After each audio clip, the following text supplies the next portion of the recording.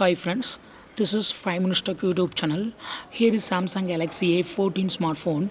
In this video, you will learn how you can remove face unlock in your phone Samsung Galaxy A14.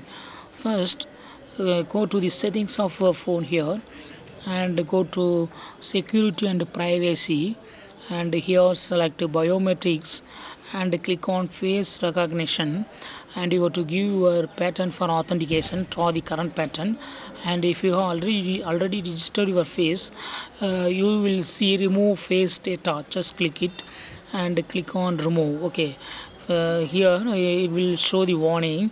Features that use face recognitions will be turned off. Okay, just click on remove, and yes, face data is removed, and now it's showing that register face.